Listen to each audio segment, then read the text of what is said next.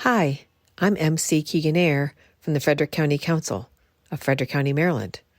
I'd like to welcome you to the Maryland Association of Counties Conduit Street Podcast, featuring in-depth interviews and discussions with state and county leaders on the issues and policies that affect us all.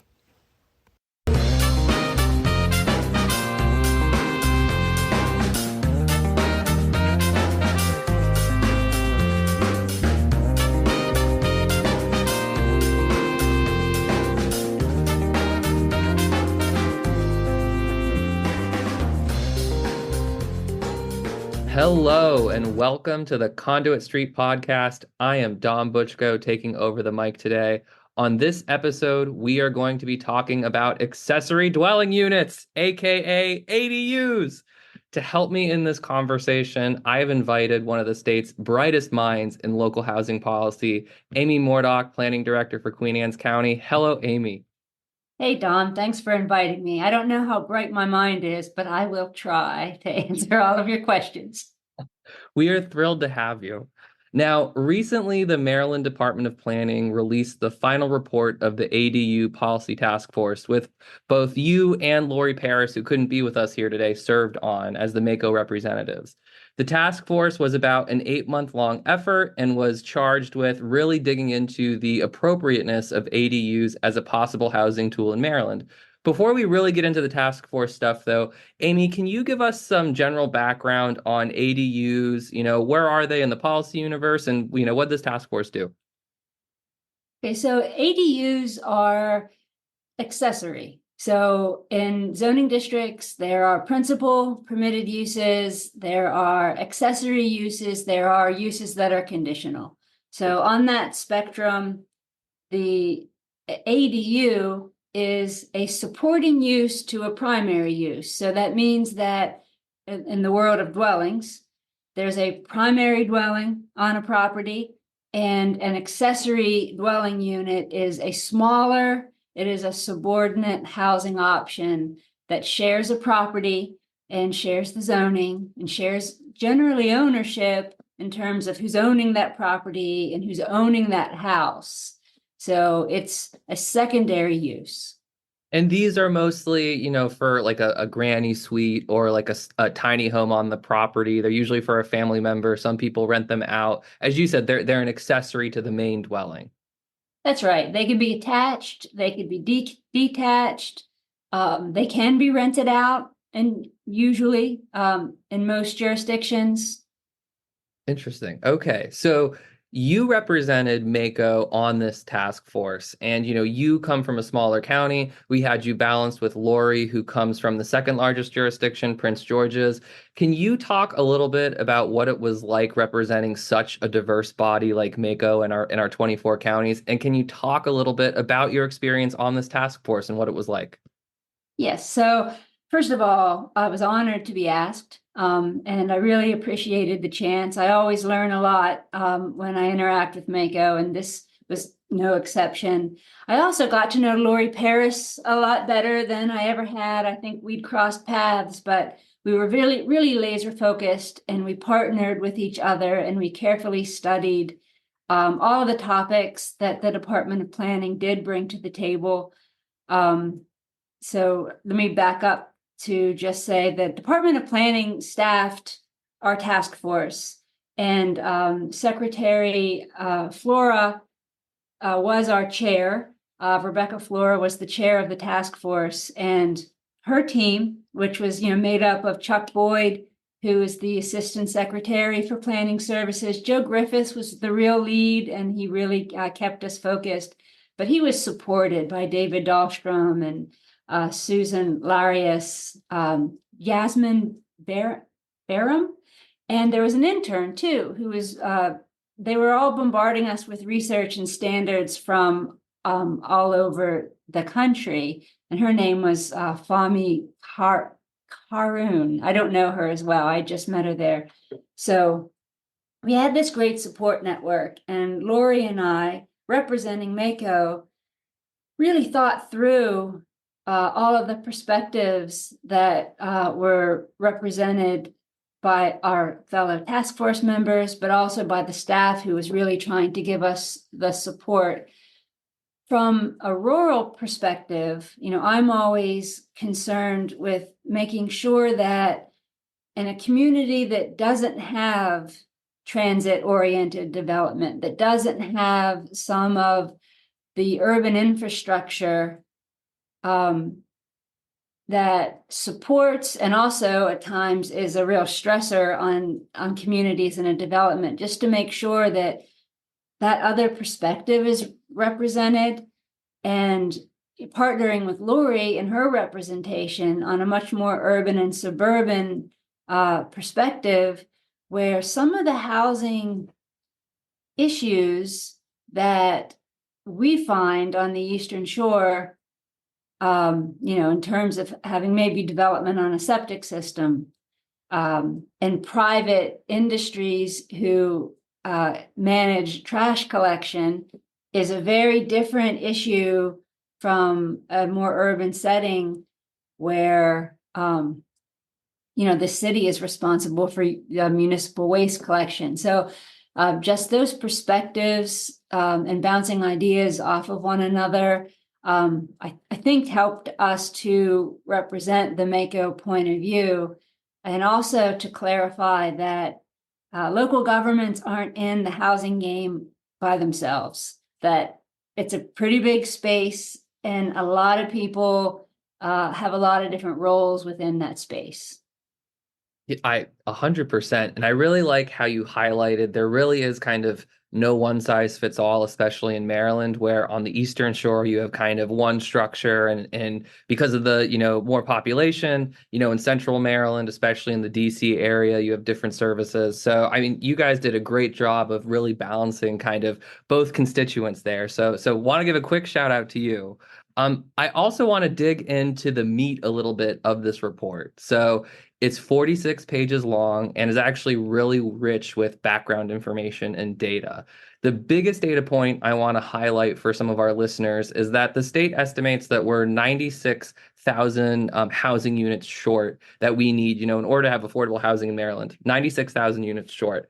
They also estimate that ADUs, if we were to use this as a tool to kind of meet that 96,000 benchmark, we can only yield about 1 to 2% of that figure. So this really means being generous on the high end using ADUs. If we relax the rules completely, we would only generate about 1 to 2,000 units statewide. So ADUs, based on the state's number, really aren't a silver bullet. And in my mind, at least, I mean, there's definitely some like juice and squeeze questions that we have to ask ourselves when, we want to make sure that we have solutions for affordable housing. So, Amy, is there anything big outside of the recommendations that we'll touch on in a minute that you want to bring up that was in the report? Anything that you found interesting or important for our listeners? Well, a lot of that background data, a lot of the research that the Department of Planning staff did, I mean, that is all really good stuff. And I think that you sort of hit the nail on the head, and that is, we're talking about a very, very tiny piece of a very big, complicated puzzle. And I think it was one of my roles on the task force, unfortunately, to continually point out, wait a minute, we're talking about accessory dwelling units. We're not talking about the affordable housing crisis, period. We're talking about accessory dwellings, which is very narrowly focused. However, a lot of the conversation that was generated in this report, a lot of the data that was pulled together for this report, I think is going to be helpful, especially to the Department of Planning staff, as from a planning perspective, we are going to be asked to look at the problem through a much wider lens. So some of that legwork is done because some of that research is there. The key issues are the key issues. And what we really didn't get into, but we'll have to get into, is just the economics of being able to build a house in today's climate and how that can be profitable from a private development perspective, even if we can find ways to relax a lot of standards, there are still some immutable truths that the economy holds. I cannot wait to have that conversation, but that will be a different podcast. But I think you highlighted really well how housing is a really kind of messy and nuanced conversation. We saw that a lot during this legislative session. The governor had his 3 bills, Mako had our bill, and then there were a number of other housing bills, and there's a ton of overlap and crisscrossing. So definitely we'll talk about that a lot more in the future. But I want to go to the recommendations. And so the task force, they were able to kind of find some consensus around 6 recommendations. Broadly, they covered by right approval, parking requirements, lot requirements, restrictive covenants, impact fees, as well as infrastructure and facilities. So all of these are really important to counties. 4 of the 6 recommendations call for the state to pursue legislation, specifically on the by right approvals, restrictive covenants, impact fees, and infrastructure and facilities. So I want to dig into those first 4 a little bit, starting with the by right approvals. So Amy, can you give our listeners some more detail on, first of all, just what is a by right approval? What does that actually mean in a broader sense? And then what about the specific recommendation as it relates to ADUs? Okay, so when I started and was talking about what an accessory use is, I kind of broadly hit what a by right use is. So in zoning districts, you have permitted uses, accessory uses, and some uses are conditional or special exceptions. Like I said, also, I learned something when I participated in a task force, and I did learn how many communities in Maryland do not permit accessory dwelling units as a by right use. So in Queen Anne's County, we do permit it already. So this wasn't a very big ask for me, but for Lori it was, because her community does not currently permit. I think I'm recalling that correctly. But there were other jurisdictions that just don't. So a by right use is a use that you can go to your zoning office and you can apply for a building permit with the associated materials that you have to submit, like construction plans and a site plan. But you can go to your planning department and apply for a permit and not have to go before a board or a commission. So a conditional use in some jurisdictions do classify accessory dwelling units as conditional uses or special exceptions. And that means that it's a use that has additional criteria attached to it that looks at basically impacts on a neighborhood. So the argument here was that we have a housing crisis. This is one of our tools, and it should be easy for a property owner who has a family member who needs an affordable place to live, or for a resident who is trying to earn some more money by providing an accessory dwelling unit. They should be able to do this because there's a need in the state of Maryland, there's a need in the nation. So that conversation to relax a standard that might be more onerous to allow for a by right use was kind of one of our first issues that we tackled and first conversations that we tackled, because finding some kind of a consensus on, well, can we move forward with the belief that this is by right? That opened the floodgates to talk about all of the other recommendations. It was kind of the key recommendation. So it was number 1, which is why I wanted to address it first. So I want to make sure that our listeners kind of walk away with a full understanding of what this means. So my understanding is that by right, you still have to submit all your paperwork, as you said at the top of your answer, and that local jurisdictions would still have, because counties control the look, smell, and feel of their community. It's one of our fundamental roles. We would still have all of that authority. It's more how the approval process would go, whether that would be through a board or through the actual zoning office. Am I correct in that kind of summary? That's it. There's a thought that all of our processes need to be streamlined, and that an approval should be straightforward. And there was a time, years and years, about 15 years ago, when a conditional use or a special exception wasn't viewed as negatively, because in some ways, a conditional use would open up a use that may otherwise be prohibited. The current climate is really not supportive of extra layers of review, an extra layer of bureaucracy. It costs more money. There's an extra application. It costs more time. Sometimes people feel when they go before a board, they need to hire a consultant or an attorney. So there's a whole perception around how heavy that lift is. So a by right use is meant to be a much lighter lift for a resident, and there's a minimum standard that a local jurisdiction is requesting that you meet, just like you're getting a shed. It should be straightforward as that other accessory use. I will say, if that comes back as a bill, I guarantee it's going to generate some interesting internal conversations, both with our members and then I also imagine in the General Assembly. So things to look forward to in 2025, I guess. I do want to transition to another one of the recommendations, the one on impact fees. And so, this recommendation also called for legislation, but reading the actual report, which you can find in our show notes, it was filled with a lot of nuance, which I think can be expected on an issue like impact fees. So talk a little bit with our listeners about kind of what the task force was thinking and how you expect this recommendation would actually play out.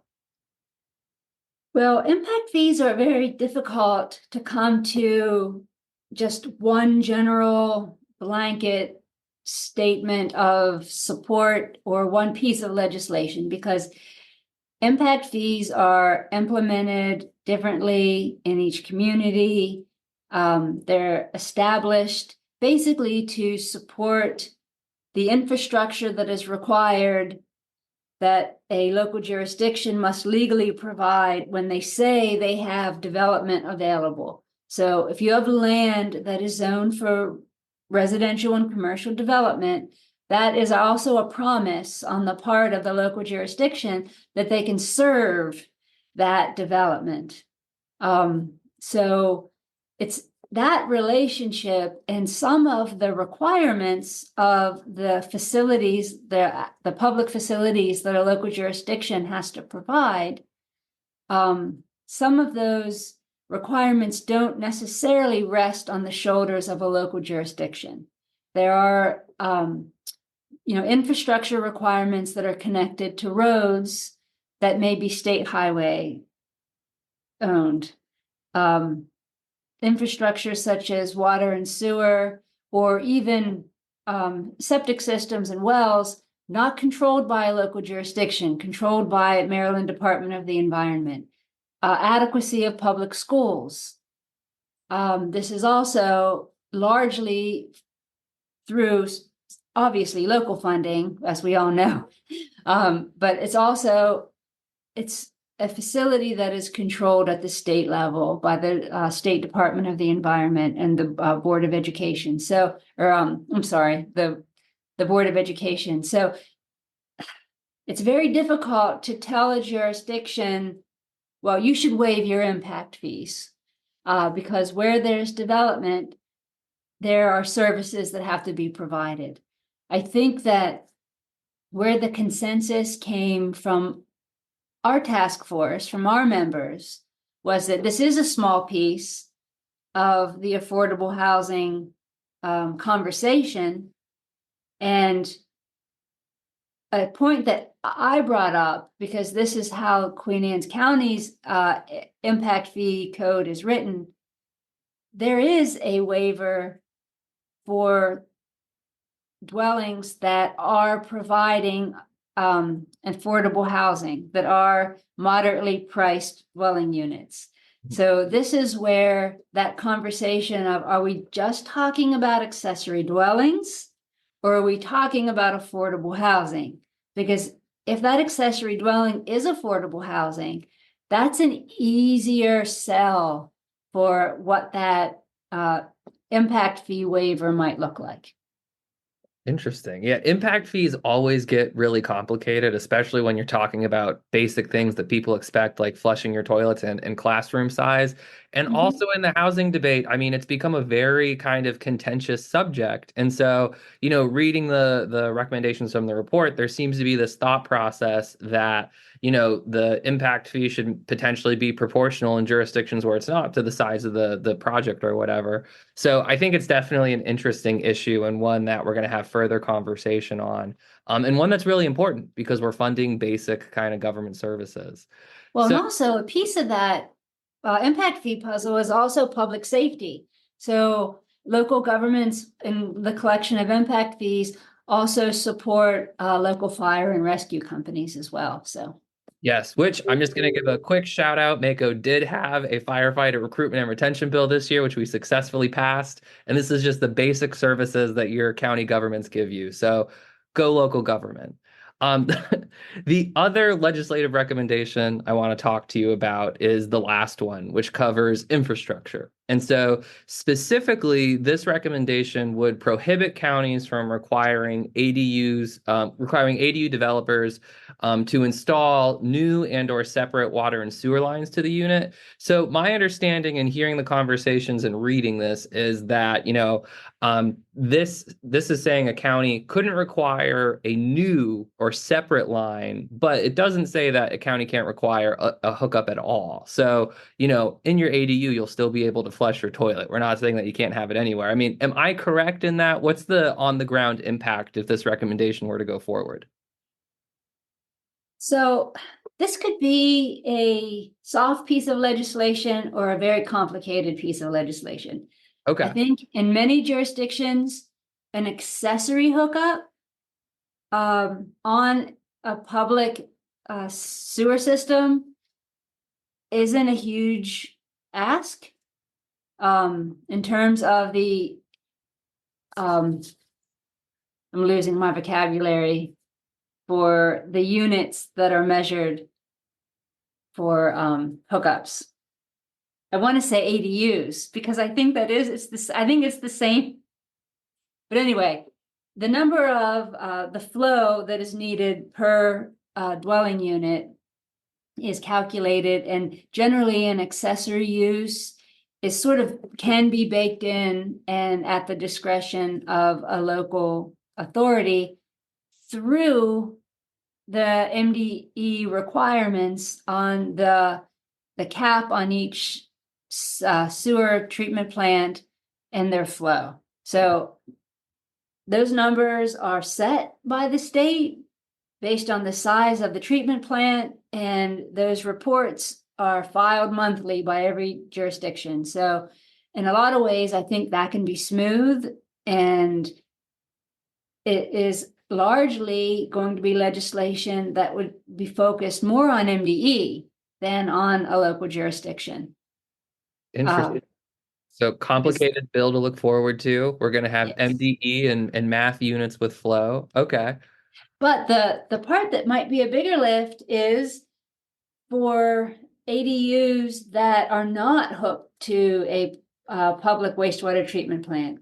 If you have an on-site septic system and you're building an accessory dwelling unit, whether it's attached or detached, that's a different type of assessment. That's an assessment of an on-site system and of the drain field of that system. It shouldn't be an issue, though, in terms of having a separate hookup, but in terms of assessing the size and capacity of the system that is on the site already, that's where things could get pretty interesting. This is one of the things I love about the housing conversation broadly, and especially about ADUs. There's just so many like little nuts and bolts and policy pieces. And, you have to have the sewer hookup versus the septic hookup, and the roads have to be a certain size. And are we going to have additional parking? And, I love kind of how complicated a lot of this gets when, you're just trying to hit a simple goal of more affordable housing. It's not that simple. Mm-hmm. Well, and that's the thing is, people say, look, we just want this granny flat. And there were a lot of images of tiny homes that were used to promote this conversation. And, I think tiny homes are a thing in some communities, but I don't think that tiny homes are going to be the way that people really are going to want to implement ADUs. But even during that conversation, as this is just a little unit, the conversation does turn to, well, where is that resident going to park? What about that additional trash collection? What about if we don't have parking standards? Because we'll get into that conversation next, because it is looked to be overly onerous to ask for parking. But if you are in a more urban setting and you already have a crisis with off-site parking, you're exacerbating a problem that the jurisdiction is already grappling with. So I think you opened me up to a great transition there. So I did want to talk about the two non-legislative recommendations, which, spoiler alert, one of those was parking requirements. The other one was lot requirements. So talk to me a little bit more about your deliberations for those two, what the recommendations were. And as you were saying, it's a complicated issue. Well, so the conversation was really focused on how do we get rid of extraneous criteria that would make it difficult, even through a by right permission? How do we get rid of that stuff that really doesn't matter? And so the conversation was, well, you shouldn't have to have an on-site parking space.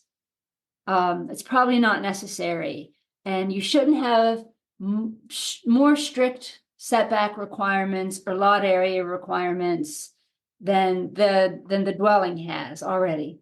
So some of that sounds very straightforward and like a no-brainer, but it really isn't. And in a lot of ways, those lot requirements in terms of setbacks and how much coverage you can have on your lot, that's already baked into the code. And doesn't have to be specific or even more restrictive on an accessory dwelling. Most lots are looked at in terms of your total lot area, whatever is on there, whether it be an accessory dwelling unit or an accessory structure like a garage or a shed or a swimming pool. So, and with accessory structures, there are often already reduced setbacks. So some of that conversation was just really learning about how other jurisdictions do that. So I think where that guidance is going to come into play will be focused on, here are some good models of some light requirements that are applicable to all accessory dwelling or all accessory structures. Why don't you consider these? This is working. Say this is working in Queen Anne's County. Why don't you try this here as a more direct standard? The whole issue with the parking, we landed in terms of if you're transit oriented and if you're near mass transit, then you shouldn't have to provide parking. But the very interesting response to that from my urban suburban counterpart, Lori, was that you can't get everywhere that you need to be to live your life, like grocery shopping, for instance. You can't accomplish all of that with one type of mass transit. That even with that as a kind of a threshold, which, we really talked about, well, how far away should that be? Should it be half an acre or a half a mile? Should it be 3/4 of a mile? I mean, what's reasonable to your proximity to be able to walk or take mass transit or carry your grocery bags or do whatever it is that you need to do and your family needs to do. So yeah, this will be suggestive where I think the the Department of Planning staff will just be compiling and best practices to share.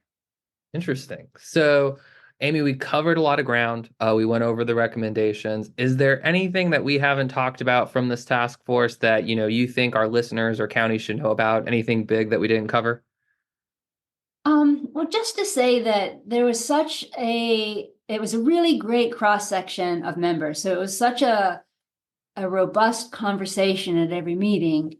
So we had private industry, we had government representatives, we had AARP representatives, we had representatives from the architecture community, And I know I'm missing people, but it was a really great cross section. And I think that the feel through this legislative session and through the forming of this task force was that all of our challenges are based on local planning offices. Local planning offices are not allowing affordable housing and not allowing accessory dwelling units to happen. But I think by the end of that conversation, there was a realization that it is a much bigger picture, and that the local governments don't have as much control over some of the barriers. And I'm hoping that this task force can help to break some of those misperceptions, because the larger picture is we're in an economic situation that zoning can only help so much. There are building code requirements that are international, and local jurisdictions can only opt out of so many items, and health and safety aren't among those items. We're also trying to balance environmental protections with affordability as it relates to floodplain management, critical area programs. We're getting ready to see more sea level rise, best practices being implemented. So there are just, through the Department of the Environment, through the EPA, through state highway and those types of infrastructure needs, through the Board of Education, there are just so many pieces to the puzzle that this 2% potential relief that we're trying to seek, we have a good path, I think, to helping to get there. And like I said, I think that this task force is framing a much larger conversation to come. Well, listen, future podcasts to look forward to, clearly. So I think a lot of the points you said, Amy, were really good notes to end on. So I am going to end it here. Thank you very much for being on the pod. If anyone listening is interested in reviewing the report that we mentioned, you can find it in our show notes. Also, do not forget to check out this week's Policy Deep Dive, which discusses ADUs and the report. Before we close, I do need to do a little plug for the 2024 Mako Summer Conference, #MakoCon. Perhaps you heard of it. From what I hear, this is shaping up to be the best Mako yet. The details for this, it'll be August 14th through the 17th at the Roland Powell Convention Center in Ocean City, Maryland. Registration is open, and you can find all the information on our website, mdcounties.org, or again, in the show notes. We're going to have some pretty hefty show notes, apparently. As always, if you enjoyed our podcast, please like and subscribe. That way, all of these episodes will be delivered directly to the device of your choice. Also, feel free to leave us a 5-star review, whether you loved this episode or not. You can also follow us along on social media, Facebook, Twitter, and of course, the one and only Conduit Street blog. So for Amy, this is Dom, and we will talk to you soon.